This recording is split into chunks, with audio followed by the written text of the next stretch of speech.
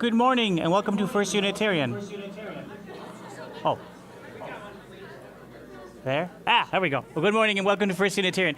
Please rise in body or spirit as we sing our opening hymn, This Is My Song.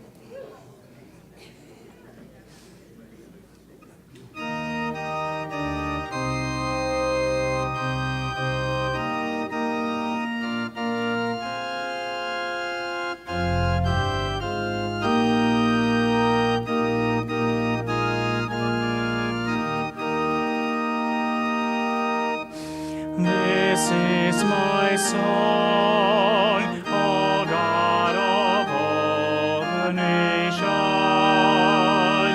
a song of peace for lands afar and mine. This is my home, my country where my heart is.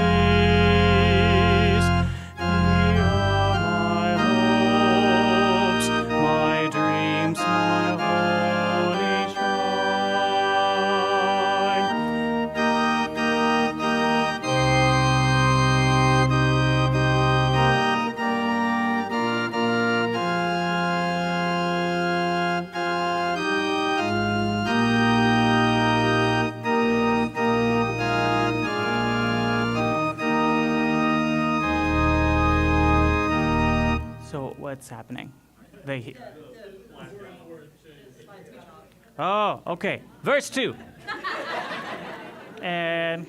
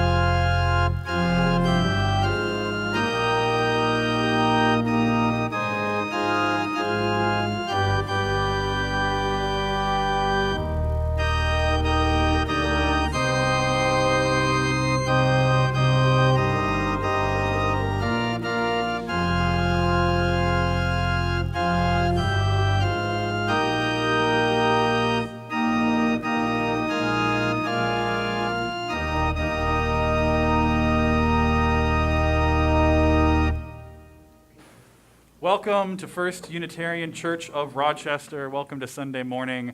My name is Reverend AJ. I use he and him pronouns, and I'm one of the ministers that serves this congregation. Here at First Unitarian, our mission is that through spiritual connection in community, we listen deeply to others and ourselves, we open to wonder and transformation, and we serve together with love and humility. If you are new or new-ish here, welcome, and please stop by the welcome desk downstairs if you haven't already to get to know us a little bit better, and we can take down your information. If you're here today because you are going through a hard time or you were worried about somebody else, please reach out. We've got a pastoral care team that can be connected with. We have Jane is our pastoral care associate here. You can connect with her during the service if needed. You can step outside or afterwards. She's available this morning. I have a couple guests to welcome. We welcome virtually our friends from the UU Fellowship of Plattsburgh, New York. So welcome to all of them for joining us via Zoom. And we're also delighted to welcome Pablo's mom, Teresa, who is here in the blue. It's a joy to have you with us. This being the first Sunday in July, we are beginning our summer season, our growth season that we observe every year in July and August, and we'll be exploring our shared UU value of justice all summer long. Now, the email that went out earlier in the week mentioned a potential sermon title that I was going to preach, but I'm going to catch you up to the story of how there will not be a sermon from me today, but it'll be a great Sunday. If you were here 2 weeks ago, you will know that our worship service was the live stream of the Sunday morning worship service at General Assembly in Baltimore, the annual gathering of Unitarian Universalists across the country. It was a great worship service. Reverend Vertis and many members of our choir were there and part of it. And we gathered in Baltimore, Maryland. I myself was down there. I was delighted to bring my wife Ada, our daughter Hazel, and even our dog. It was a whole thing. And on the second day, Hazel came down with an illness. So we were in the hotel for a few days, and then I got the illness. So we were in the hotel the entire time. So I don't have very much to share with you about General Assembly, unfortunately. Fortunately, we had a number of, I think 14 or so, 15 or more members of our congregation were there in person. Some of them were virtual, engaging in this, and we're going to hear reflections from 6 or 7 of them today to talk about meeting the moment and gathering together at General Assembly. So I'm delighted and thankful to them for bringing a little bit more of General Assembly back to our congregation here. So as we settle into this sacred time and place, I invite you to take a breath, center yourself, however is important to you.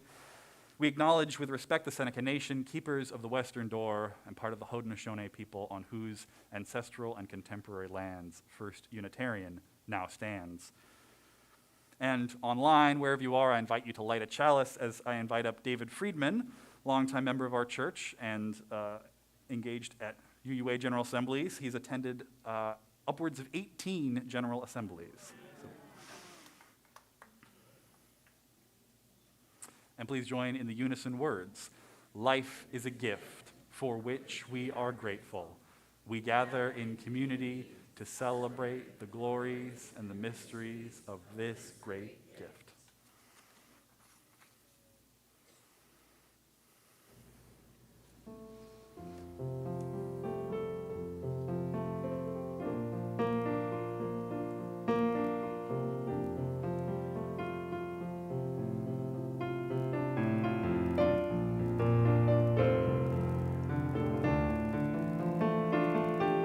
Rise in body or spirit as we sing There Is More Love Somewhere.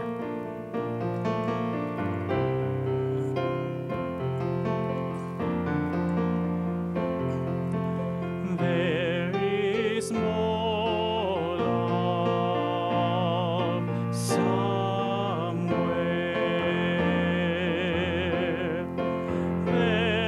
There is more love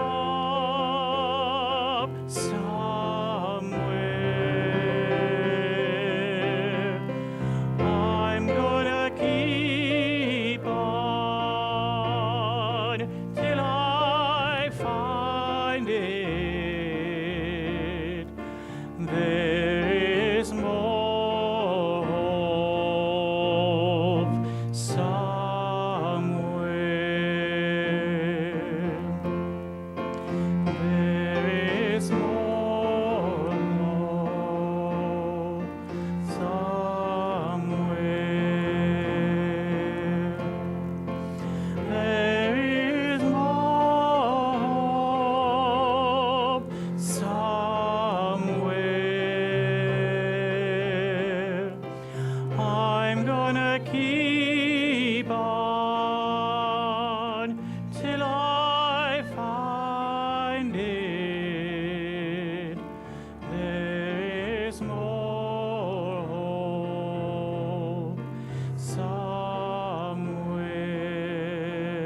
Peace. There is more peace somewhere. There is more peace somewhere.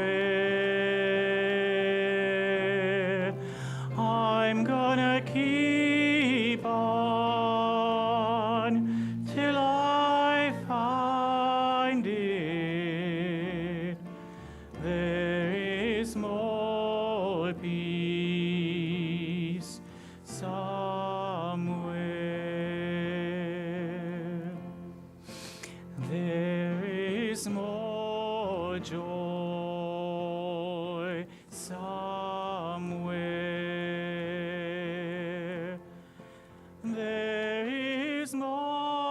joy somewhere. I'm gonna keep on till I find them. There is more joy somewhere.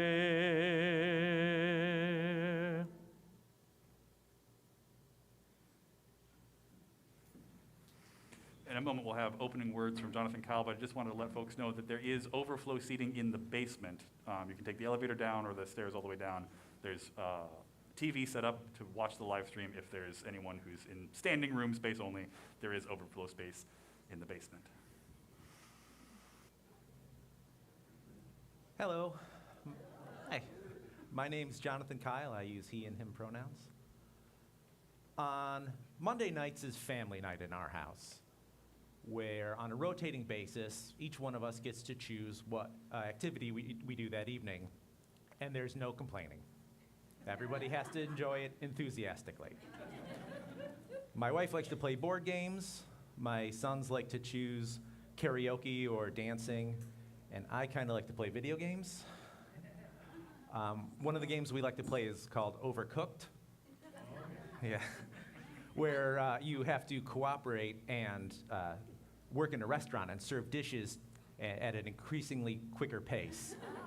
And my kids think it's funny to set everything on fire and then hide the fire extinguisher.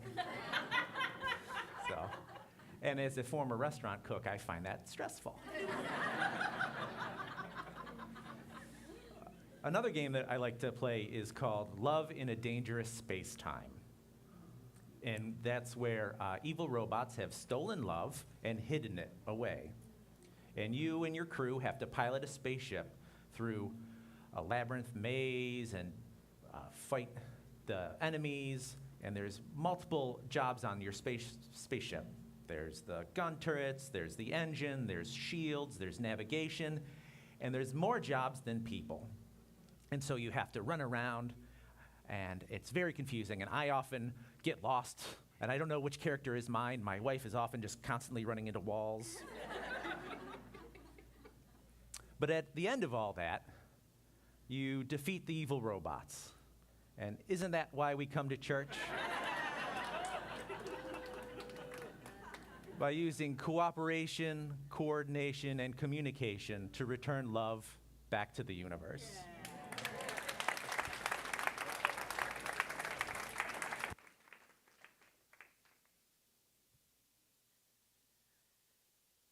Good morning. My name is Amanda Graff, and I am the Director of Religious Education here at First Unitarian, and I use she, her pronouns. It's the time when we invite the children forward for a story, so I'd love to invite any children who would like to come forward onto the carpet to hear the story to come on down, in the famous words of Bob Barker. Come on down.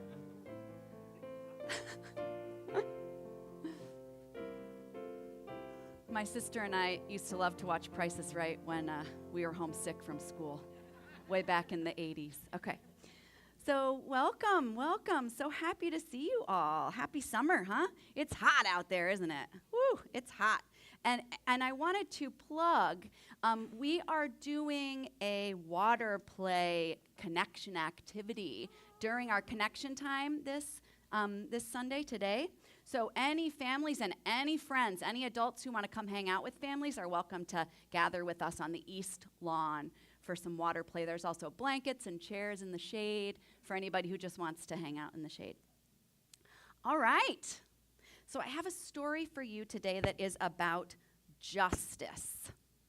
Justice, making things right, fighting for what we believe, the changes that we want to see in the world. And this story is about a king. So, once upon a time, there lived a king who cared for nobody but himself. I know, surprising. He had grown rich from the high taxes he forced on the people. I know. Sounds familiar to some of us. While the people had become poorer and poorer. He lived in a gorgeous palace while the poor people who built it for him still lived in thatched huts and tumble-down hovels. The king's table was always heaped with delicious food. Imagine like your favorite food to eat. That was on the king's table. While most of the people had only one plain meal a day, and sometimes not even that. But the heartless king did not care. He did not care. If he had what he wanted, that was enough for him. One day, a hunter came to the palace gate, intending to teach the king a lesson. The hunter brought with him an enormous dog. The king was fond of hunting and hunting dogs, so he invited the hunter and the king into the palace. But this was no ordinary dog, and her barks were like a roar of thunder. They were so loud. The first time she opened her big mouth and barked, the awful noise shook the walls of the palace and frightened the king. So, if the dog had stopped barking after one bark, or maybe two barks, that wouldn't have been a problem. But he did not stop. Again and again, the dog's fierce bark shook the palace and even the earth itself. Before long, there was no resting between barks. The dog would not stop barking. The king was desperate, and he sent for the hunter to figure out what was going on with this dog. He asked, "Why does your dog make such a deafening noise? He's so loud, it's hurting my ears." And the hunter said, "It is because he is hungry." So, determined to stop the barking, the king had his servants bring plate after plate after plate of food for this dog, and the dog would gobble it up and gobble it up and gobble it up. But do you know what he kept doing? Barking. He would not stop barking. And the king asked the hunter desperately, "Why won't your dog stop barking? I have fed him all the food practically that we have in the kitchens. Will nothing satisfy your dog?" "Nothing that you can easily give," said the hunter. "Your Majesty, this dog feels the hunger of every person in the kingdom who's hungry. As long as there's one person whose belly is empty and needs food, this dog is going to continue to be hungry and is going to keep doing what? Barking. That's right." Now, the king was angry and a little scared. And so he asked his wisest counsel to go and help him figure out what to do about this barking dog. And the council left, and they talked it over, and they talked it over, and they came back to the king, and they said, "The only thing we can think of is for you to feed the people so they're not hungry anymore, and then the dog will stop barking." So the king was not happy about this idea, but he really was desperate. He needed this dog to stop barking. It was so loud. Do you know what? This dog was barking for justice. Yeah. But the king, he couldn't stand it. So he decided he would go ahead and he got all the people that he could to bring food to all the people in the village and all the people in the towns, all the people in his kingdom. And they fed the people until they were no longer hungry. And finally, the dog stopped barking. But do you know what? The dog found a nice little cozy spot right by the king's throne. And if that king ever forgot to share what he had with the people, what did the dog do? Started barking. That is right. So it took many, many years. The dog stayed with the king for many years until the king's heart had changed. Not only did he feed the people and share with the people because the dog would start barking if he didn't, but he learned that it actually made him feel better to do that. And when that happened, the dog stood up from his spot near the throne and went to another kingdom to bark for justice. So we have our summer program starting today. We have a program called Doing Justice for our rising kindergarten to fifth graders, and we have a program called Journeys of Deeper Joy, which is a Dungeons and Dragons like UU-themed role-playing game for our middle school. So middle schoolers should be in their room, 211, 212. But if you're in middle school and you want to join them, you can follow me out, and I'll show you where they are. They will start there at 10:30 on Sundays. And the K to fifth graders can follow me as well. And we'll go talk more about this dog who's barking for justice. Maybe we'll do some barking too. So let's sing our children out to their classes. I'm gonna grab my water bottle. All right, we'll go this way. We bless you on your journey through, from sheltering arms to the white sky blue, and your joyful jumps and your sad times too. You bless us by being you.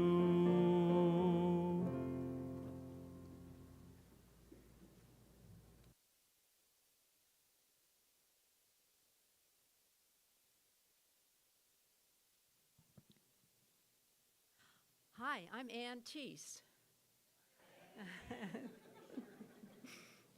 When I was growing up in New England, my mother talked a lot about Unitarianism, like how we believe in salvation by character.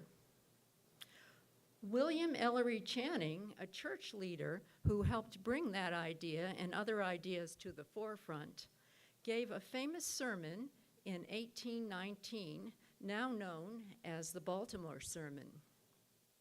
Since I would be in Baltimore for GA, I knew that I had to visit the church where he gave the sermon. The 1819 ordination of a minister at a new church in the town of Baltimore was an opportunity for liberal ideas to move to the South. Channing's sermon at the ordination, emphasizing freedom, reason, and tolerance, helped lead to the formation of the Unitarian denomination in 1825. Walking up to the Baltimore church, I was impressed by how it resembled a European cathedral. In fact, it was built by a French architect. So you can, yeah, okay. The outside of the church has a dome, but the interior has a barrel vaulted ceiling to improve the acoustics. The pulpit is the one where Channing gave his sermon. It originally sat on top of the white marble base, also pictured on the chancel, and a second base, raising it high above the chancel. Today, the pulpit is known as the Channing pulpit. During GA, a lot of UU ministers had their pictures taken at the pulpit. In the late 1800s, the original plain glass windows were replaced by beautiful Tiffany glass windows. And a magnificent Tiffany mosaic of the Last Supper with over 64,000 pieces of glass was installed. I am very glad that I was there, and thanks to Lynn Kinsman for some of the pictures. Thanks.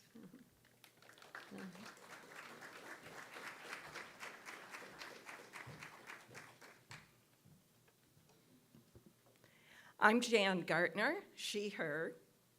As you heard at the beginning of the service, the mission of this congregation begins with through spiritual connection and community. I love General Assembly because it allows me to be in community and connect spiritually at a larger level. Most fulfilling to me is fostering connections among others so that they deepen their appreciation for our faith. I'm on the staff of our denominational headquarters, the Unitarian Universalist Association, so I attend in that role. Here I am, hopefully, with my staff group at our exhibit hall booth. I rarely see them in person, so being together was very special. This year, I convened a cohort of church administrators and other leaders to explore ways of growing congregational administrative capacity. It's especially hard for small congregations, way smaller than ours, to equip staff and volunteers with the skills and knowledge needed to operate a church as a business and as an employer. I recruited my colleague, Emily Cherry, as a co-leader. Together, Emily and I facilitated 3 90-minute sessions at GA to share the work of our cohort and to engage people with our ideas through small group conversations.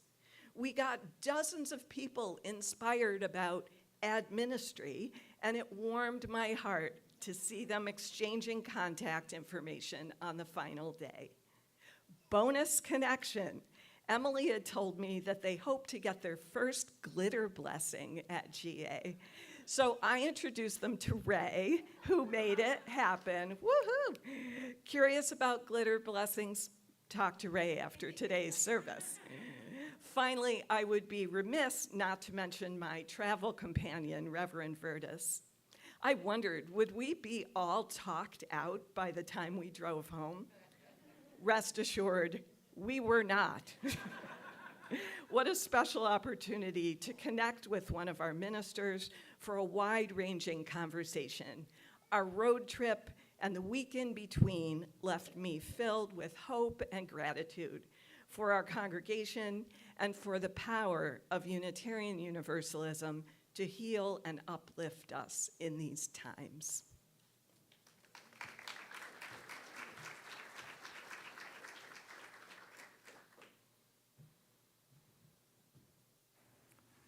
Thank you, Anne and Jan. Please join me now in the spirit of meditation, reflection, and prayer, beginning with a few moments of shared silence.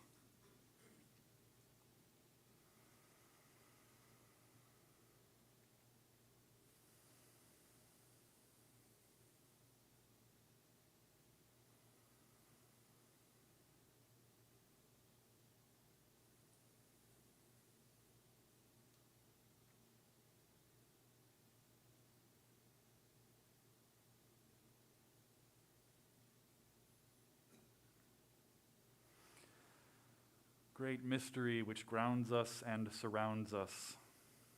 Divine presence known by many names and in many ways. Be with us now in our weekly gathering together of community as we seek to soothe our sorrows, hold fast our joys, lift up what is true, and decry what is evil. Help us to navigate this holiday weekend, celebrating the best of our American tradition, but not slipping into unthinking nationalism.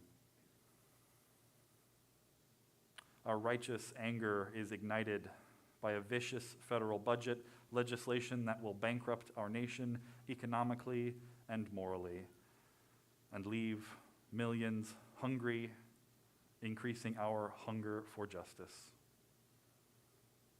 Our grieving hearts are tender for the lives lost to flooding in Texas, the preventable result of ignoring the science of climate change for decades, and the result of defunding the science of weather forecasting in recent years. Our hearts and prayers are with those who have died, their loved ones, those still unaccounted for, and those doing the searching. spurred forth by all that has been lost and all that sits in greater and greater peril. May we resolve to learn to meet the moment. May we join our voices and spirits and bodies to fight for justice, to protect the most vulnerable, to strive for the rights which are inherent to each precious person and which no government can successfully deny for long. May we hold fast to a vision of America reconstituted anew where all will flourish and be cared for. And so I close this prayer with words from Adrian Rich. My heart is moved by all I cannot save. So much has been destroyed. I have to cast my lot with those who, age after age, perversely, with no extraordinary power, reconstitute the world. May it be so. Amen. And blessed be. We enter now into ritual to bring what is on our own hearts and to lay it on the altar of community and spirit. Honoring the complexities of life, I invite you to bring to mind whatever grief or growth or gratitude is alive within you. Online, you're invited to share in the chat, and here in the sanctuary, you're invited forward to light a candle at one of our altar tables. If you would like an usher to bring a candle to you, please simply raise your hand. May we now share in this ritual of community care and witness to one another's hearts.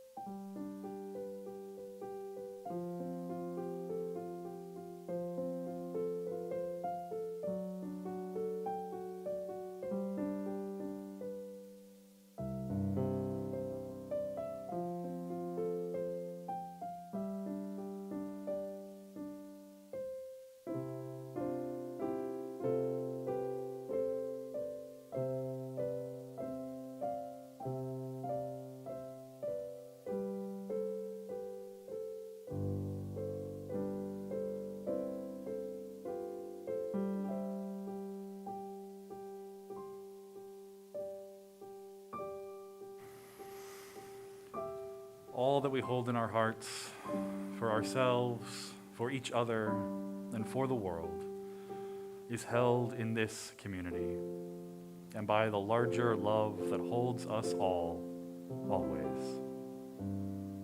May it be so. Amen and Ashe.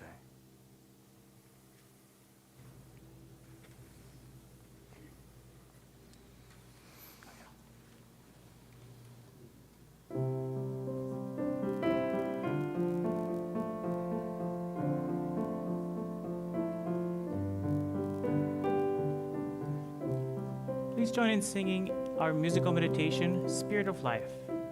Spirit of life, come unto me.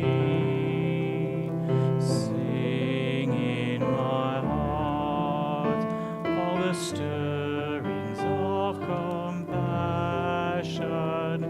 Blow in the wind, rise in the sea, move in the hand, giving life the shape of justice. Root on me close, wings set me free. Spirit of life, come to me, come to me.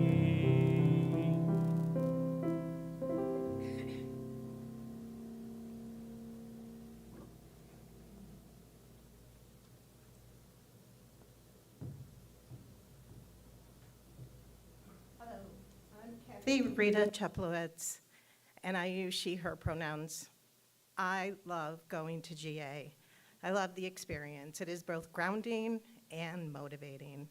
Spending time worshiping and discussing the concerns of our time has left me, well, concerning the concerns of our times in a wider circle of UUs grounded in the same shared values as me left me energized. There was one comment I heard during the Meet the Moment workshop that I have been reflecting on. We were discussing the concerning issues of our time and quite honestly feeling a little overwhelmed by them.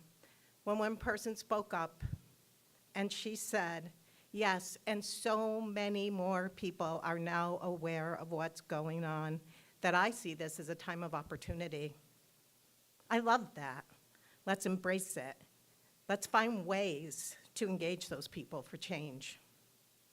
Upon returning home, it is easy for me, once I get into life's routines and responsibilities, to let that energy wane.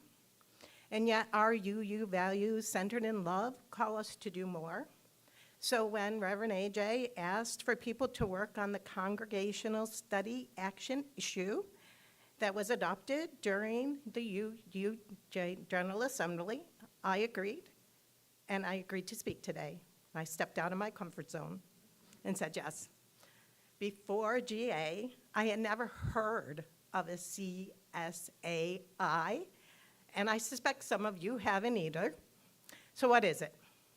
According to the Commission on Social Witness, Congressional Study Action Issues, democratically selected by the delegates at GA for 2 years of study, reflection, and action.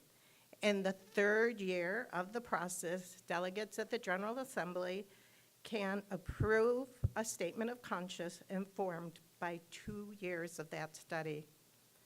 3 proposals were put forth. They were all pertinent. And quite honestly, as a delegate, it was hard to discern which one to vote for.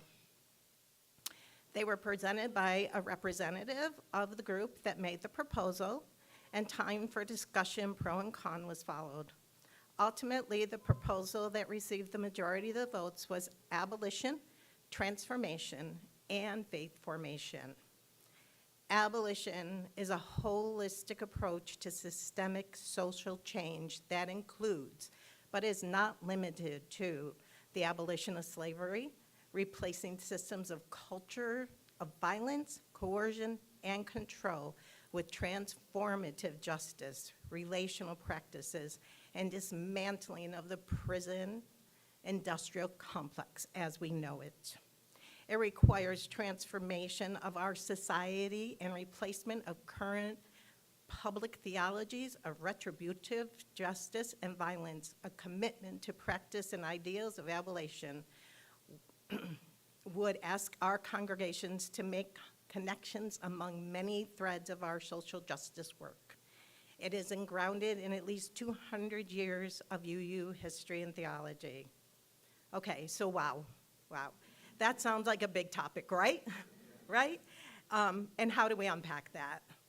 And that's the point to a study action issue. It's to figure it out with our UU values and form us to do on this issue. So, okay, here's the invite. Will you join in the process to help the First Unitarian of Rochester be part of this undertaking with the support of the Commission of Social Justice? I have a few copies of the proposal with me, and I'd be happy to email anybody who's interested a copy. So if you're interested, connect with me after service, and I'll be happy to talk to you more about it, although I'm learning.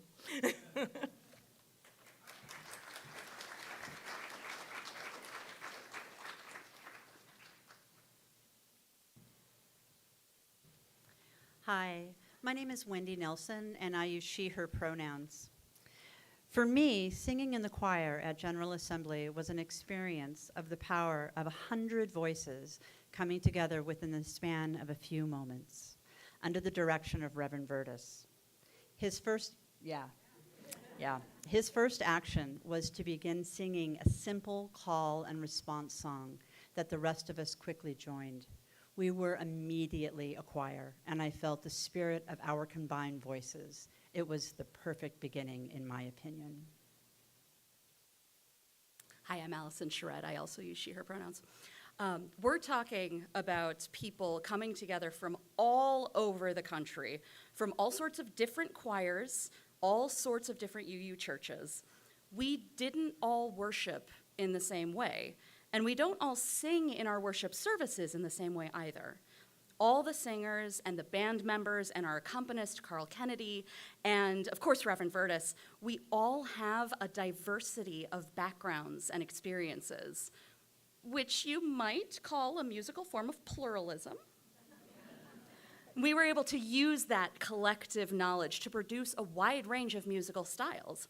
At one point, Reverend Vertus reminded us that with that particular song we were working on at the moment, it was, quote, not the time to be an operatic tenor. Sometimes you can, sometimes you shouldn't. So we were drawing from all of our different sources of musicality to make some really incredible music together. So the stage was set for the powerful offering we were able to give during the Sunday service. We got to collaborate with the worship leader and one composer in real time, and were an active part of the creative process. The live stream did not begin to capture the emotion, the power, and the fire of being there live. The congregation was on their feet, 3,000 people. General Assembly broadened my experience as a UU. Being part of the Sunday service deepened my faith in the potential of our collective power. Singing in choirs, weaving voices together in that way, that has always been a kind of magic for me. There are not many times in my life where I haven't been a standing member of at least one choir.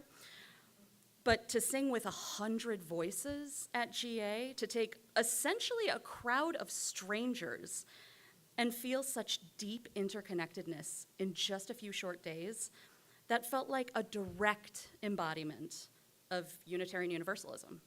What a glorious way to actively live our values.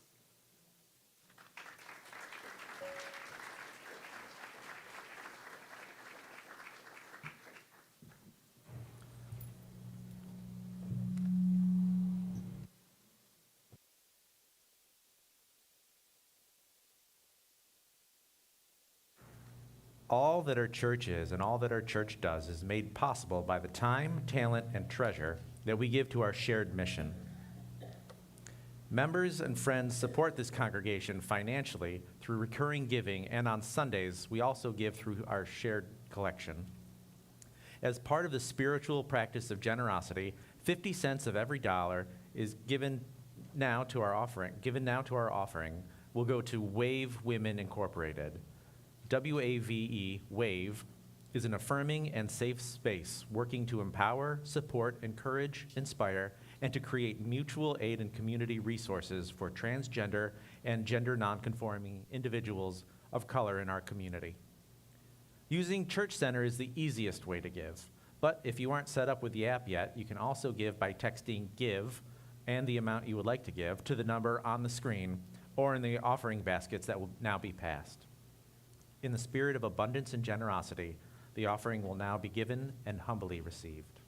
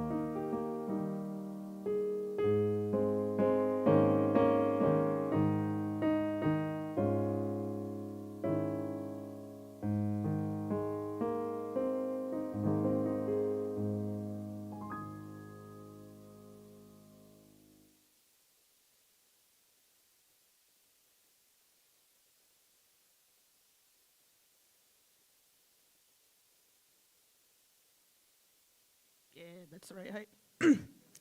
Hi, I'm Ray. I use they, fair, and they and them pronouns. And General Assembly for me was all about connections.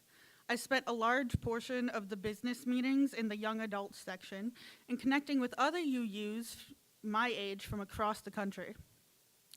There was a group of 11 from Virginia, all under the age of 35, all who carpooled and all who had matching t-shirts. I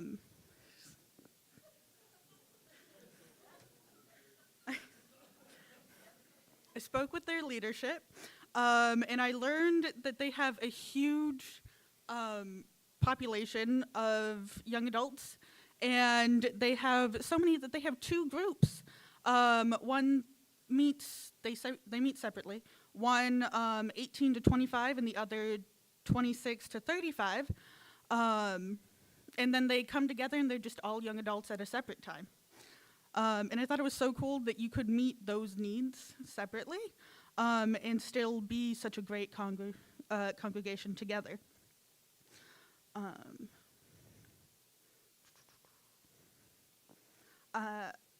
I also spoke with somebody from the Young Adult Revival Network who renewed my commitment to young adult leadership. a rapidly growing group of young people passionate about our community is a great problem to have.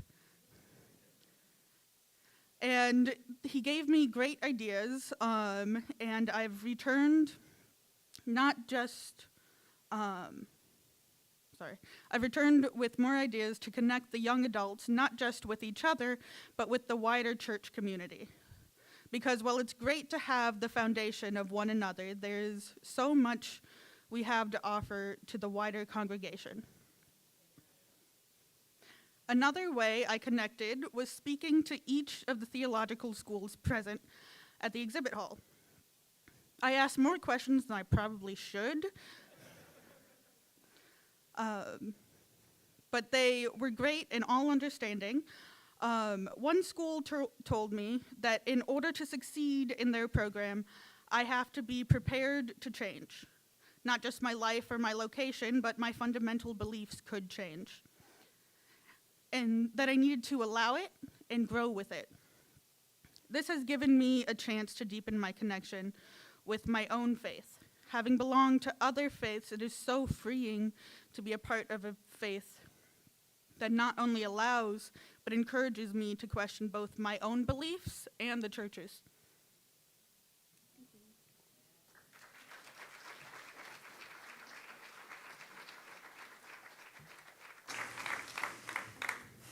Thank you, Ray, and thank you to everyone who shared a reflection this morning. If you'll indulge me in some etymology in the study of words, part of the root of the word religion is related to ligament. Religion is about rebinding, reconnecting ourselves to each other and to that which is sacred. When we come together on Sunday mornings, we reconstitute this larger body of people committed to certain values, a community grounded in love and in care for each other and for the world. When Unitarian Universalists from across the country gather in General Assembly, we do it again, creating a community for a week, seeking to live out our values, to boldly witness and lift up what is of sacred import, and to support a growing, living faith tradition that I believe, and maybe you too believe, that this world desperately needs. Next year's General Assembly will be primarily all virtual, which means there will be ample opportunities to gather locally for General Assembly, for watch parties here and at First Universalist downtown. And then in 2027, it will be multi-platform again, with in-person activities happening at a convention center in San Jose, California. So if you're interested in participating in either or both of those, or would just like to learn more, you can find a group that now exists in our Church Center app, a group for General Assembly 2026, never too early to start planning. You'll find it in the Church Center app under governance, under groups. But whether you yourself participate in General Assembly or not, I hope that you find inspiration, fortification, and commitment by coming together with whoever your people are, finding ways to gather, to meet the moment, to listen to others and ourselves, to listen with the values of democracy at play, to be open to wonder and transformation, to be open to new experiences and to change, and to come together to serve together with love and humility. May it be ever so, wherever and however we gather. Please join me in our closing hymn, The Fire of Commitment.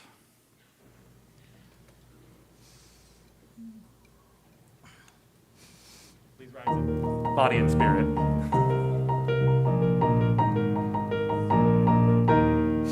From the light of days remembered, moons are beacon bright and clear, guiding hands and hearts and spirits into faith set free from fear.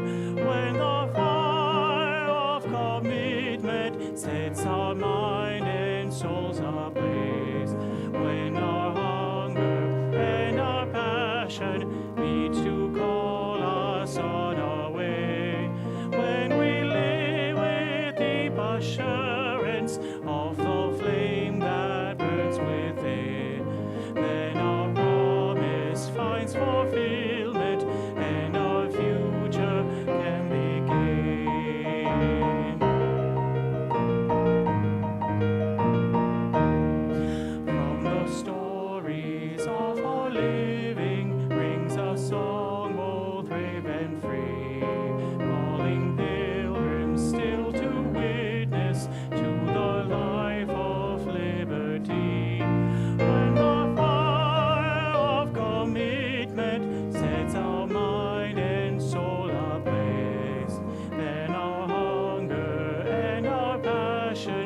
meet to call us on our way. When we live with deep assurance of the flame that burns within, then the promise finds fulfillment and our future can begin.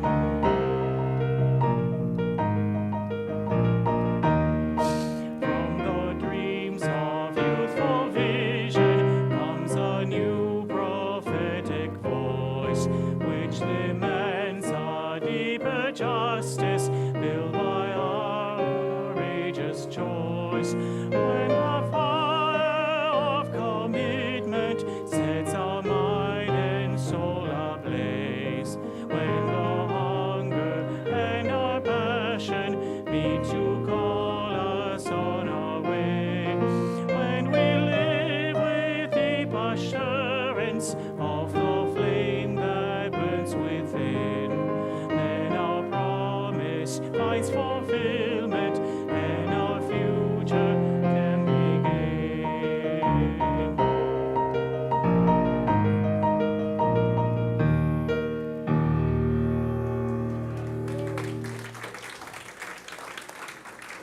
Please join us for connections following the service. We, of course, do a little less and focus on some intergenerational activities in the summer. So there's coffee out in the courtyard. There's water games. In multi-generational, everyone is welcome to participate in the water games on East Lawn, as Amanda said. This is what democracy looks like. We'll be gathering inside in the basement, not because of rain, of course, but because it's too hot. They will be indoors in the basement. The Inquirer series, if you are new or newish here, will be in the room just in the back there, room 201. And I will be with the Soul Matters facilitators. If you facilitate a Soul Matters group, please join me in room 209. Please join me in the words to extinguish our chalice. We extinguish this flame, but not the light of truth, the warmth of community, or the fire of commitment. These we carry in our hearts until we are together again. May you go forth fortified by over 200 years of Unitarian and Universalist history and tradition, assembling with others for greater purpose and greater power to meet the moment, to heal the nation and the world. Go in peace. I love you.